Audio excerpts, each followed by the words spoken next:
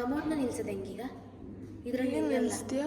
Clay ಅದಕ್ಕೊಂದು ಇದು ಹಾಕ್ಬಿಟ್ಟು ಹಾಕೋಣ ಬಿಡು.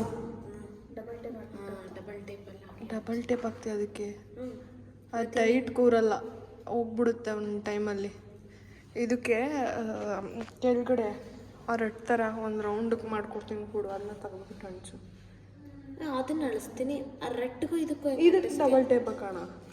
ರಟ್ಟಿಗೆ ಇದಕ್ಕೆ ಇಲ್ಲಿ ಕೂರ್ಬೇಕಾದ್ರೆ ಇದು ಹಾಕು. ಎರಡು ಒಂದೇ ಅಲ್ಲ, ಹಂಗೆ ಎರಡೆರಡು ಕೆಲಸ ಮಾಡೋ ಬದಲು ಬೇಡ, ಅದು ಇರುತ್ತೆ, ಆಮೇಲೆ ಇದು ಬಿದ್ದೋಗುತ್ತಲ್ಲ. ಸರಿ ಹಾಕು ಅಲ್ವಾ?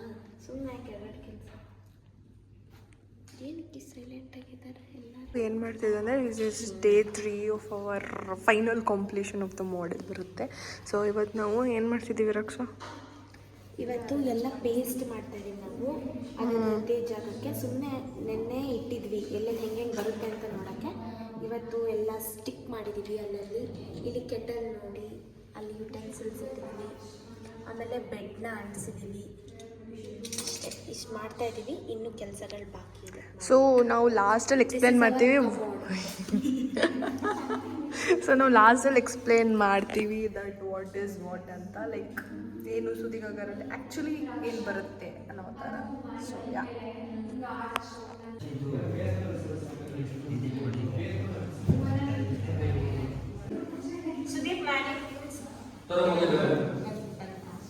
ಎಷ್ಟಾಯಿತು? ನಮ್ಮಲ್ಲಿ ವಿಚಾರಿಸ್ತಾರೆ 6 ಡೇಸ್ಗೆ 3,000 ಹೇಳ್ತಾರೆ ರೆಂಟೆಲ್ಲ ಮತ್ತೆ ಪರ್ಚೇಸ್ ಮಾಡ್ತೀವಿ.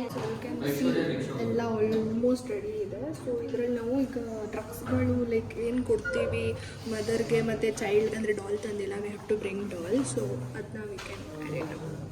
ಒಂದು ನಿಮಿಷ.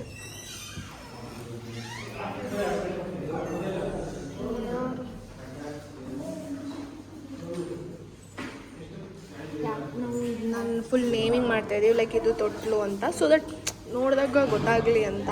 ಆಮೇಲೆ ಯೂಶ್ವಲ್ AC ಹಾಕಬಾರ್ದು, ಎಲ್ಲ ಕಾಂಟ್ರಾಂಡಿಕೇಶನ್ಸ್ ನಾವು ಏನು ಮಾಡಬಾರ್ದು ಅಂತ. ಸೊ ಇದು ಹೋಲ್ ಬಂದು ಸೂತಿಗಾಗಾರ ಏನು ರೆಪ್ರೆಸೆಂಟ್ ಮಾಡ್ತಿದ್ದೀವಿ. So that what you are doing.